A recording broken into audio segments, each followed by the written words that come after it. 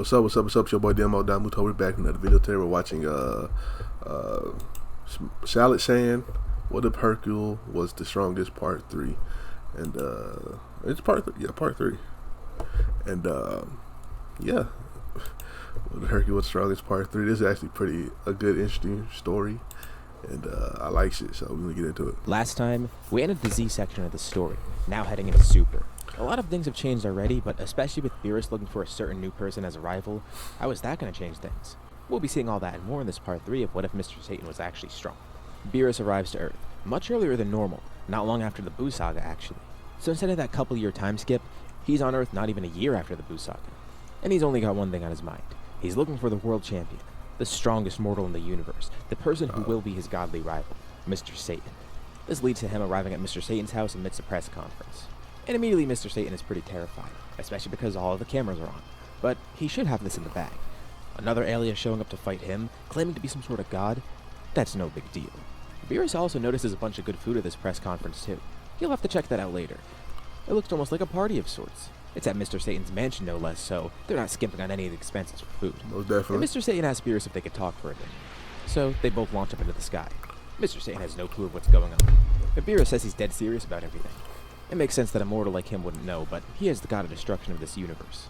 And he explains a little bit more about why he's here and why Mr. Satan specifically. Now, of course, Mr. Satan is clueless as to who Beerus is. But this isn't the weirdest thing that's happened on Earth, so maybe he is telling the truth. And unfortunately for him, none of his pals are there to actually confirm this. Specifically, Vegeta, who actually would know who Beerus is. The cameras can't hear a thing that Mr. Satan is saying, but they're all focused on him talking with Beerus. Worldwide, everyone is watching. And eventually Vegeta does get word of this, realizing that the person he's fighting is Beerus. Lord He's Beerus! terrified, not only because Beerus is on this planet, but the person he's meeting is Mr. Satan of all people. Earth is probably doomed now. Vegeta quickly flies over there, and then Goku also does too. He has no clue who Beerus is, but he wants to watch the fight as well. Surprisingly enough, they see that Gohan and Videl are already there. It is Mr. Satan's house after all. Right. Honestly, Gohan wasn't too sure if it was a big deal. Same for Videl. They couldn't feel Beerus' power.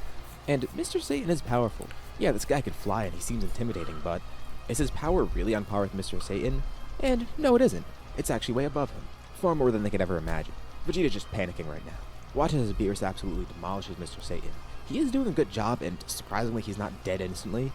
And as far as Vegeta can tell right now, Mr. Satan is the strongest of them at the moment. So if that's how he's doing against Beerus, they can pretty much imagine how they do against him. They can't hear anything going on with the fight, and Vegeta tells them not to interrupt. So they just watch as Mr. Satan gets beat up, and then suddenly, the tides turn really quickly. It looks like he says something to Beerus, and then Beerus says something back. Really what's happening here is an exchange. Mr. Satan tells Beerus he can't win here. He actually concedes defeat, as much as it pains him to do so.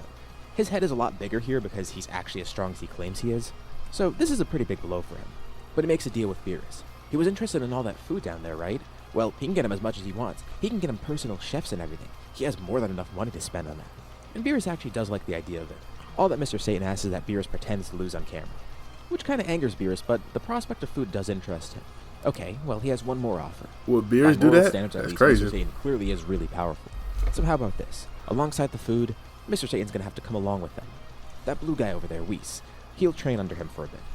Beerus wants to see his true strength and his full potential. So basically out of fear and preserving his image as the world champ, Mr. Satan accepts this. He's gonna go to Beerus' planet and train under Whis. Also, he's gonna bring a bunch of good food there. Mr. Satan then launches in to punch Beerus. At first, Beerus doesn't react at all, but then his ki flares up dramatically, and he screams like he's in pain. And he's a really good actor at it too. He's rocketed across the sky, out into space.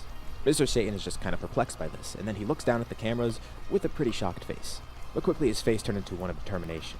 He proclaims victory and gives a thumbs up to the cameras below, with everyone cheering. And Vegeta just wondering what the hell got went Beerus on do that Beerus shit. lost like that. He didn't actually lose. It looks like he threw the fight. Mr. Satan lands back down on the ground, and he gives them a quick rundown of what happened. He specifically apologizes to Videl too because her dad's gonna be gone for a bit, maybe for a while. Well, Vegeta says it's probably for the better because knowing Beerus, he probably would have destroyed everything if Mr. Satan didn't impress him, which just terrifies Mr. Satan even more because Vegeta tells him how he knows Beerus. Whis then walks over to them, and they're all quickly moved to another part of Earth where Beerus currently is. Once again, Vegeta's terrified, and Beerus tells him not to worry. He's found his rival, and he has what he wants. They watch as Mr. Satan leaves, and now it leaves Goku and Vegeta kind of wondering. They want to impress Beerus somehow too. Imagine that, training under a god of destruction. Well, as far as Vegeta could tell, it looked like he was training under Whis, which might be even better for all he knows. But he says don't take it so lightly. He doesn't realize who Beerus is. But Goku doesn't mind. He wants to go train there. He wants to grow as strong as possible. It seems like a great opportunity, and he's bummed out that he's not going along. So then he turns to ask Gohan if Vegeta's not going to join him. Does Gohan want to train with him? Well, Gohan already trains with him pretty consistently, and he has Videl. But he can't train throughout the day, though, like Goku can, because he's actually busy. Yeah. Remember, this isn't that long after the Buu Saga, so Gohan is still in school right now. And hearing all this, Vegeta has no choice but to butt in. He'll train with Kakarot. He's not going to let him become the strongest Saiyan after all. And he actually has a perfect idea of how to do this. They get back to Capsule Corp, and basically, he has Bulma helping them. Android 16 is there now working security. And Bulma's actually modified Android for 16 lunch. working He's far security. stronger than before. And not evil. Goku honestly completely forgot about him. Especially because he wasn't at the tournament, but then Vegeta calls him an idiot for that. He's a robot. He can't join the tournament. Oh yeah, that's true. He's just fully mechanical, unlike the other two androids. 16's gonna help them train. Especially because with a few modifications, Bulma can make him stronger than them. After all, That's if Ro was a lot. able to do it in a cave with some scraps of metal, Bulma's Okay, gonna be able to do it with 16, much better relevant better again. resources. They train for a couple months and don't really get anywhere. Like, they grow pretty significantly, but not as much as they'd hoped. And Vegeta starts trying to think outside the box. He wonders, maybe their tails are the key. Well, Goku obviously doesn't have his. He lost his a while back. And thanks to all of them, Vegeta's also lost his tail. Goku reminds Vegeta that was his fault, though. Which, yeah, that's true. But still, he theorized that maybe it could give them more strength. It used to give them more strength by letting them transform into Grade 8. Not that that form really matters to them anymore, but still. They could use the Dragon Balls to wish for their tails back, but that seems like kind of a big wish for something so small. Bulma overhears this and actually has an idea of her own. Just give her a bit of time. She grabs a sample from each of the stumps where their tails were. Gross, but necessary. Yeah. And after doing some tests, a few days later she figures out the exact reason that they were able to transform. Well, Vegeta already knew all this and gave her all the info, but she actually figured out a way to reverse engineer it, which is a pretty huge feat. She just has to work on a machine for it now, and maybe they can induce the transformation. Like they did in Grade GT. 8. Vegeta's Yeah. not really sure if that'll take him anywhere, but sure, they'll go for that. Just because the Grade 8 form is so weak in comparison to what they have now. Bulma is eventually able to make a blood slave machine. They transform into Grade 8s, and Vegeta of course still has control over it. But Goku never did get control over this. Although strangely enough, he gets control pretty quickly. Weird, he's never really been conscious in this form. Vegeta guesses that with how much Goku's trained by now, he just inadvertently unlocked this. Yeah, Now he can it should be control Grade easier 8 for as him is. now. But they gotta go even beyond this. And Vegeta might have a few ideas of how to do so. A few months pass, and by now it's been about a year since Beerus first came to Earth. He does make stops sometimes to get some more food, but not really too long. This is really because Mr. Satan wanted to come back. At least for a little bit. He has grown a lot stronger too. Beerus can tell that he has access to Godly Ki by now as well. So everything's going pretty good. But he does need a break and he does want to go home, especially because Earth will be wondering where he is, and most importantly, he wants to see Videl. Mr. Satan basically goes on a press tour, with him explaining where he's been, and coming up with a pretty good story about how he defeated Lord Beerus. There's no story of Lord Beerus here, it's actually Beerus, because they saw it, which makes it even more impressive for everyone because they have actual footage. But as Beerus enjoys some food here on Earth, Goku and Vegeta approach him. They want to fight him. They want to show him their power. Beerus wonders what they'll be able to do, but sure, he has some free time. This'll only take a second. But Goku and Vegeta don't hold anything back. Okay. They don't use Super Saiyan or Super Saiyan 2. They just jump immediately to their next form. It's a form they call Super Saiyan 3. Although, it's not Super Saiyan 3. Thanks to all their training and mastery over the Grade 8 form, they unlock something brand new. Now, you see, despite how strong everybody is in this scenario, Okay. and how much they were training before the Buu Saga, they never really touched upon Super Saiyan 3.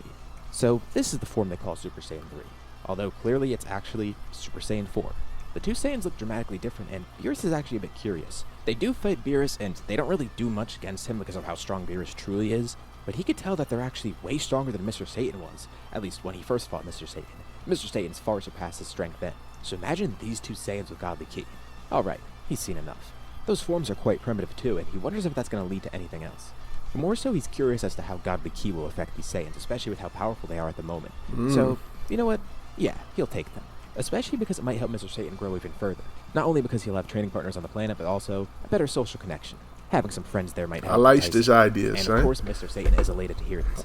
He's glad to have somebody along with him that isn't just Beerus and Whis. Also, once they learn what it's like to live with Beerus, they'll see why he hated being there alone. Gohan and Videl watch on this entire time too.